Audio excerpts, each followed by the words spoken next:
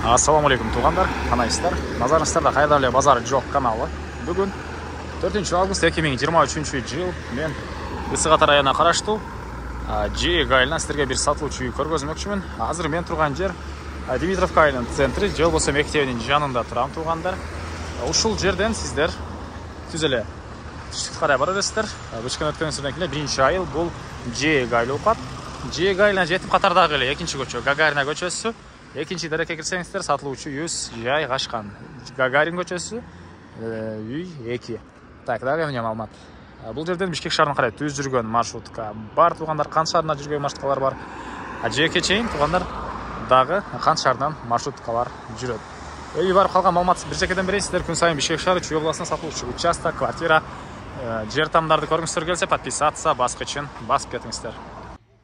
Мынакей туғандар келу жолын түшүндүргөнчө бүгүнкү чыгаштагы сатылуучу үйгө жетип келип калдым. Бул үйдүн көчө тараптан көрүнүшү дарек Гагарин көчөсү, экинчи дарек болуп калат. Так, көчө тараптан көрүп жатсаңыздар забор жана дарбаза эң эле батыш чегара мынакей бул жерден эң эле чыгыш чегарасы бул столбанын туштарына болуп калат. Жалпысынан жердин аянты кызыл кетенде 27 соток, фактически 30 сотоктай бар экен. Так, мынакей бұл жерде эле үй ээсине караштуу. Үйдүн арты тарабы. Андан азыр сиздерге бир чекеден дарбазадан кирип калган маалыматты берейин. Мектеп туғандар бир көчө эле өйдө, бир эле көчө өйдө, жанында сайдыки деле бир көчө ошол жерде жайгашкан. Мындан айланып жөө барып келе аласыздар. Анча деле алыс эмес. Анан видеонун башында айткандай, Кан шаарына түз жүргөн маршрут бар.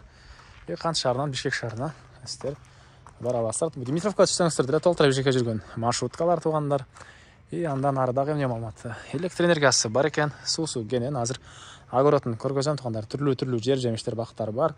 Огородду көпчүлүгүбүзгө эле жакса керек. Видеонун аягына чейин көрүңүздөр, үй деле жакшы үй тугандар. Андан ары мынакей бул короосу алтрастяжка, кенен көп эле машина баткандай жер. Азыркы учурда 2 машина турат бул жакта. Арт тарабына көп эле машина баткандай жер. Бул жакта узун турасы 14-11 болгон үйүбүз, жанагысы бышпаган кирпич. Бул жагында летний кухня, дагы 3 бөлмөдөн турган мондай времянка дейбиз. Бул деле чоң эле үй, 3 бөлмөдөн турган тугандар. Төрүндө помидор, перец, башка жер жемиштер, ушундай чоң бош жерлер. Бул жагында баня, навес, мал сарайлар бар экен. Биринчи жолу бул чоң үйдүн ички тарабын сиздерге көргөзүп берейин. Андан соң короосун ачып, бул жактардагы маалыматтарды да бир чекеден берип чыгам тугандар. Документтер боюнча айтсак, кызыл китеби, техпаспорту, бардык документтери бар экен. Бұл чоң өзүнүн алты тарабында навес, ылдый тарабында тапчаны тугандар. Анан бир короосун көргөзөйүн тугандар сиздерге. Огородуну мынакей жерге жакшы караган кишилер экен. Мынакей бул огороддору помидорлор, төрүндө перецтер, дагы башка жер жемиштер, капуста бар. Огурцы. Так. Андан ары мынакей бул чоң үйүздүн 14-11 болгон үйүздүн негизи кирүүчү эшиги жана кире бериши бул. Мынакей тугандар бул жерден калган бөлмөлөргө өтүп кете алабыз. Түз эле кирсек бир спальный бөлмө. Мынакей ушул эле жерден бул жакка карай жүрсөк, мындай коридор, бул коридордон калган бөлмөлөргө өтүп кете алабыз. Мынакей батыш тарабынан пластик терезе, отоплениянын батареялары. Оң тарапка кирсек бир мондай бөлмө тугандар. Мынакей потолок пластик. Чыгыш тараптан терезе орнотулган, пулда жыгачтан болгон пол. Түз эле өтсөк, мынакей бул жерде бир мондай зал жайгашкан тугандар. Түндүк тарабына терезе орнотулуп тур, отоплениянын батареялары. Көрүп тургансыздардай ремонт. Үйдүн деле көрүнүшү, аурасы деп кайсы тилде болот ошол аурасы жакшы үй экен тугандар. Так. Көпчүлүк деле көрөм, аурасы деп сүйлөп калат. Эми аурасы деп эле айтып коем, анан көрүнүшү жакшы үй экен тугандар. Так. Бул жагында отоплениянын котелу, yüzde парой отопление бар, көмүр менен жылган котел үйдү жылытат. Жана бул жакта бир бөлмө. Бул жерден мынакей душ өтүп кете аласыз. Бул жакта душ жайгашкан, суусу аристон менен жылыйт тугандар. Так, эми дагы эмне маалымат, короосун ачып, калган маалыматтарды бир чекеден берейин сиздерге. Андан ары эми тугандар киргенде эле оң тарапта мынакей летний кухня, ылдый стяжка болгон. Көрүңүздөр мынакей кенен. Бул жакта мындай полкалар, кухонный мебелдер тугандар. Дагы эмне маалыматы.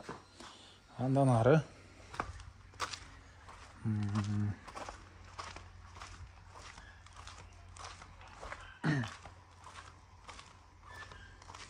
Так. Бұл жерде очақханасы, бұл очақханадан оң тарапқа қарай жүрсек. 3 бөлмеден тұрған ондай үйіз. Полдары жағаштан болған пол, көріп тұрғансыздар ремонт туғандар, мінекей. Батыс тараптан терезе, андан кейінgisinin шығыс тарапынан терезе орнатылып тұр, мінекей туғандар. И бұл 3-ші бөлмесі, бір бандай балдар бөлмесі жайғашқан. Так, эми қорғасын ашып қалған маалыматтарды бір шекеден берейін. Андан ары туғандар сіздерге қалған маалыматтарды бір шекеден берейін. Бұл жақта склад, бұл жағында мал сарай, синевал и баня туғандар. Андан ары қайсы жақты көргізейін дейінші, аккуратты төрінен бе же үйдің арттарынан көргізейін. Анан дайым эле ушул үйдің кейбір айылдарына тартсам, бұл жақта региондардан келгендерді жашатабы деген комментарийлер келіп қалады. Үй есінен сұрадым, ошол суроону сурасам, бұл жақта орыстар, корейстер, ылдыйкы участокты жакын деле Ысык-Көл областынан алган туугандарыбыз алыптыр. Кыскасы бар деле региондардан жашагандар бар дейт. Башка улуттан жашагандан кийин кандай эле кыргыздар жашай албаган туугандар, корейс, орус, ушул сыяктуу башка улуттан деле жашагандар и башка региондардан жашагандар деле бар экен. Бул үйүздүн чыгыш тарабы жана бул жагында деле мондай жер жемшекенге жер, өрүк, вишня бактары, теректер мынакей. И негизинен мал сарай кылсаңыздар үйдүн арты тарабы мал менен алектенге деле жакшы айыл туугандар. Ошол мал сарай кылсаңыздар мынакей бул жактан өзүнчө көчөгө кирип чыкканга жакшы шарты бар экен. Андан ары бул жактагы могу огороддон деле жыл сайын жакшы эле киреше табам дейт. Эгер жакын карап калсаңыздар мынакей уже үй ээси көлөмдөн апрель-май айларынан бери иштеп сиздерге мына жер жемиштерди даяр кылып койгон учуру мөмөсүнө келип эле сатып дагы бир аз кирешеге чыксаңыздар болгудай көрүнөт. Азыр көргөзөм, буякта перецтер, помидорлор баары бышкан учуру. Так. Үйдүн тышкырындагы жатканы буякта мына тоокана сыяктуу жай экен. Инструмент сактаган склад экен бул жагы туугандар. Кетмен, күрөк дегендей. И андан ары бул жерде дагы мондай навес, жайларда мал кармак айналган жай. И мынакей туугандар. Огородду көрдүңүздөр, анан тамчылап суугаруу системасы да бар экен. Мынакей турбалары мына бул жакта жайгашкан. Быйылкы жылга суу арыктан деле жакшы келгенге байланыштуу үзүп койдум дейт. Негизинен кааласаңыздар тамчылап суугаруу системасы менен суугарсаңыздар болот. Турбалары даяр. Мына бул жакта эле турат туугандар. Бул огород, помидорлор бышып калган учуру, перецтер да мынакей бышып калган учуру. Төрүндө огурцы бар туугандар. Азыр эң төрүнө чыгайын да, андан соң сиздерге баасын айтайын. Бул үйүздүн түштүк тарабынан көрүнүшү. Так.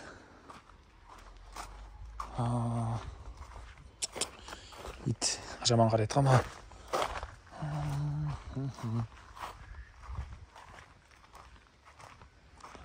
Дагы эмне маалыматы туугандар. Үйдүн ээси кыргыз эле. Негизинен көбүнчө ушундай дунгандардын үйүн алды ушундай деп ойлошот го. Негизинен кыргыз эле ушинтип жакшы карап тур туугандар. Так. Эң эле түштүк чегарабыз бул жерге чейин болуп калат. Мынакей бул жерге чейин. Так, ал жагы мынакей байкалып турат. Бул жака чейин 27 соток болгон жери. Кызыл китеби колунда туугандар. Келсеңиздер чегараларды тактап сиздерге көргөзүп берет. Бул үйүздүн баасы $40,000 сурап атыптыр үй ээлери. Анан дагы келиңиздер, көрүңүздөр, сиздерге жакса содалашуу, сүйлөшүү, арзандатуулар болот экен. Звонок кылып сүйлөшүп көрүңүздөр. Сүйлөшүү болот. Анан достор менен, группалар менен бул видеону сиздер бөлүшсөңүздөр, мага бул үй ээсине чоң жардам берген болосуздар. Андан эместер менен коштошом, кийинки чыгышка чейин саламатта калыңыздар туугандар.